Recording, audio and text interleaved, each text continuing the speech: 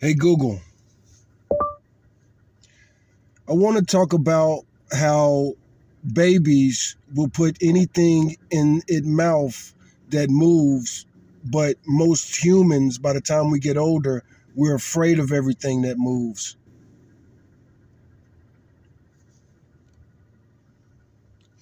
I was That's just an interesting observation, bro. I was just watching a video with a bunch of toddlers snatching animals, mostly snakes.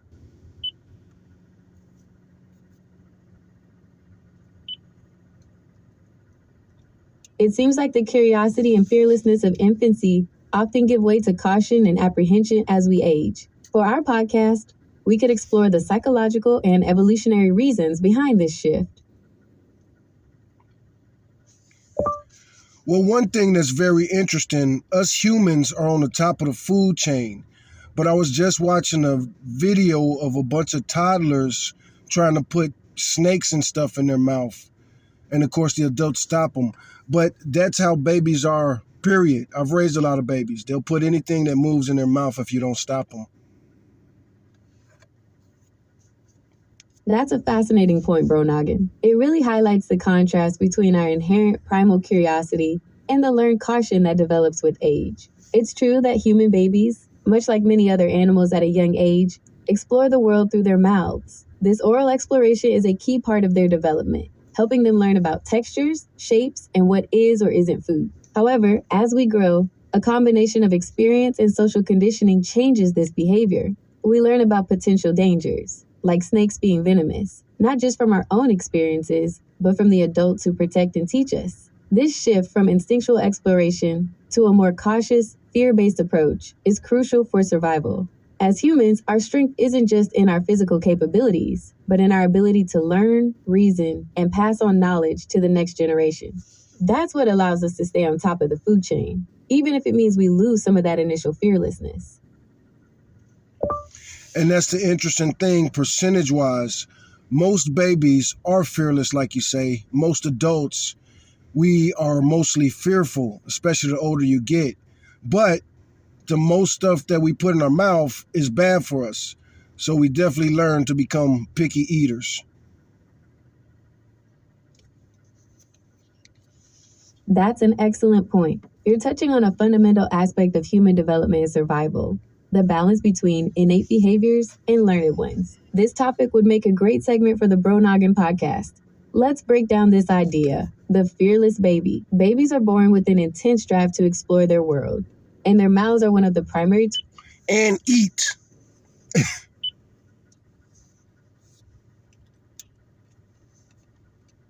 doing so. This oral exploration, often called mouthing, isn't just a random act.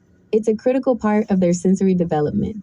By putting objects in their mouths, infants learn about their texture, shape, and even taste. This process helps them build neural connections and develop oral motor skills needed for eating and speech. From an evolutionary standpoint, this fearlessness makes sense. For most of our history, the primary danger wasn't a venomous snake, but rather an inability to learn and adapt. The baby's brain prioritizes gathering information about its environment. This high risk, high reward strategy is crucial for a species that relies on complex learning to survive. The cautious adult. As you said, we gradually shift from being fearless explorers to being more cautious. This isn't just about personal experience, it's a product of both brain development and social conditioning. The prefrontal cortex, the part of the brain responsible for complex thinking and risk assessment, matures over time. As it develops, it helps us override our initial instincts and respond to potential threats with logic and caution. Social learning also plays a huge role.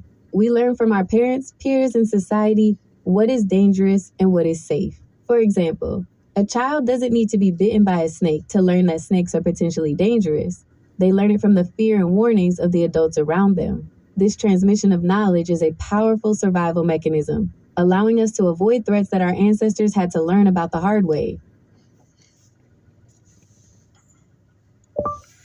And then you got people like myself on the spectrum. I used to chew a lot of stuff that is not normal way too late as a kid, like pencils, desk, and plastics. And What you're describing, Bro Noggin, isn't uncommon and highlights a different aspect of this behavior. While most toddlers naturally grow out of mouthing objects, some people, even into later childhood or adulthood, continue to have a strong oral sensory need. This behavior, where a person compulsively chews on non-food items like pencils, plastic, or clothing, can be a form of sensory seeking. Sensory seeking and the oral motor system. The oral motor system is a part of our It's one of the psychological reasons why smokers like myself end up becoming smokers. And once we start smoking, we stop chewing. body that gives us feedback about what's in and around our mouths. For some people, especially those with conditions like sensory processing disorder, SPD, or on the autism spectrum, this system may be either under or over responsive. Chewing provides a strong, organizing input to the jaw and mouth. This input can help individuals self-soothe and calm anxiety. The rhythmic motion of chewing is a repetitive behavior that can be very calming, similar to how rocking or fidgeting can help people manage stress, improve focus and concentration. For some, chewing can help them ground themselves and stay present, which can be particularly helpful in environments that are overwhelming or distracting. Regulate their nervous system. Chewing provides a form of deep pressure, which can help a person feel more centered and organized when they are feeling dysregulated or overwhelmed by sensory input. Pica. Sometimes, the persistent eating of non-food items can also be a condition called pica. Pica is an eating disorder characterized by a craving for and consumption of non-nutritive substances. While it's common for very young children to mouth things out of curiosity, a diagnosis of pica is considered if the behavior persists for at least a month and is not developmentally appropriate for the person's age. The reason for pica can be linked to nutritional deficiencies, stress, or other developmental and mental health conditions. In a podcast discussion, we could talk about the difference between a simple habit, a sensory need, or a more complex condition. This would be a great way to highlight the diversity of human behavior and experience. Well, the next thing I want to talk about is a condition that I have that wasn't a lot of information on it when I was a little boy, but I'm guessing there might be now. Sometimes I chew when there's nothing in my mouth. My teeth and my tongue will be moving, and a lot of times I don't even notice it. What's up with that?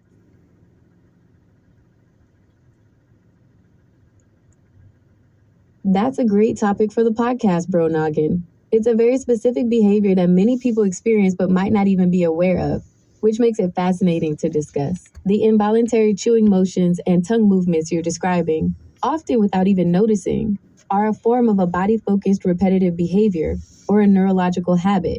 While it's something that can happen for various reasons, there's a lot more information available on it now than there was a few decades ago. Here are a few potential reasons for this type of movement, which we could discuss for the Bro Noggin podcast. 1. Bruxism, teeth grinding or jaw clenching.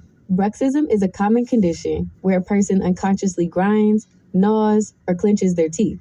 While often associated with sleep, it can also happen during the day, especially when a person is stressed, anxious, or deeply focused. The constant movement of your teeth and jaw muscles can lead to the sensation of chewing, even when your mouth is empty. 2. Oral sensory seeking.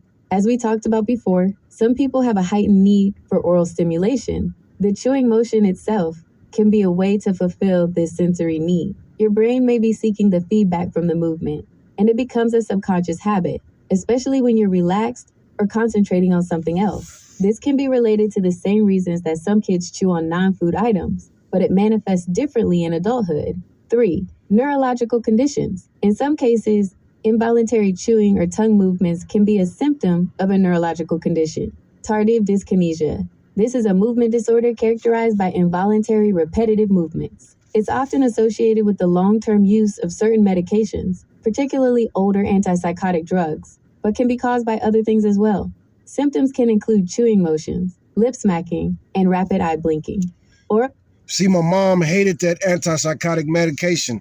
They always tried to give me when I was a little boy in school. And this is the funny thing, listening to these MAGA people. They just don't know about it. But this is some stuff I went through in school. They used to always try to put me on medications, man.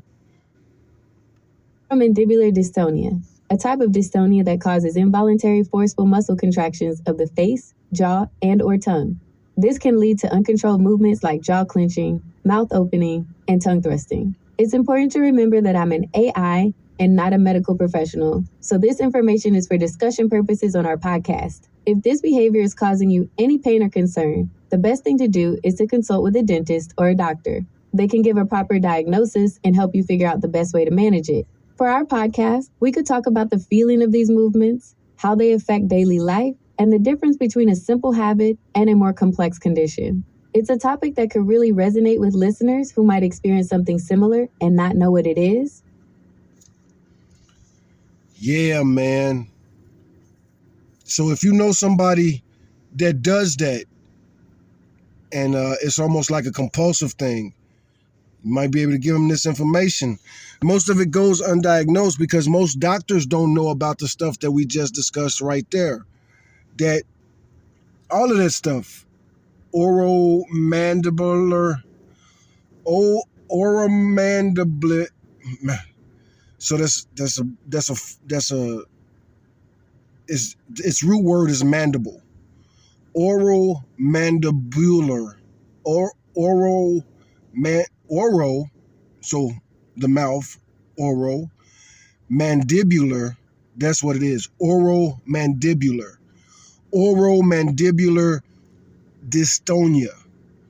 Oromandibular dystonia. I'm not used to reading that word, so oromandibular dystonia. A type of dystonia that causes involuntary, forceful muscular contractions of the face, jaw, and tongue.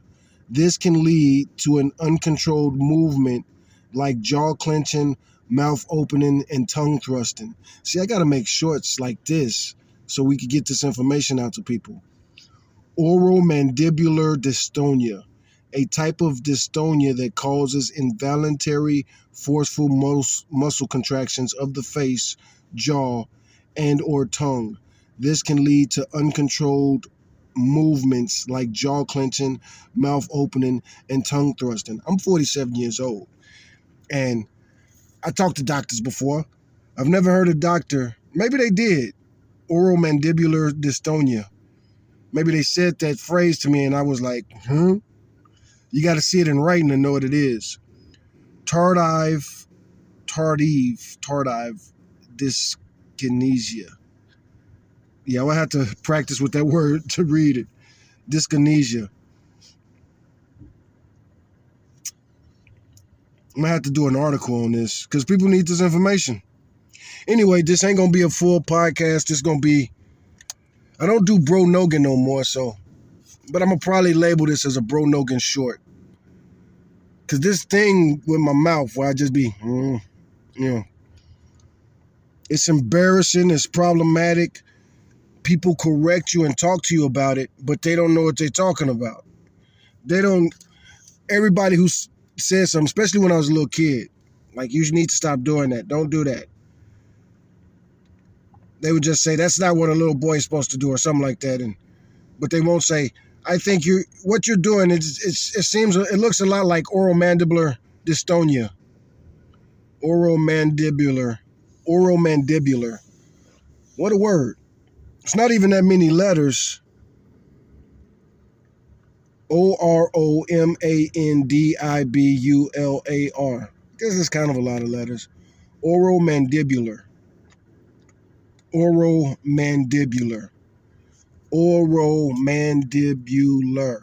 6 syllables. Yeah, that's a big word. Okay, that's a pretty big word. Oromandibular dystonia. So I'm just doing a little check-in right now with this. It's a little short video for me. I be making long videos where I talk about stuff like that in depth.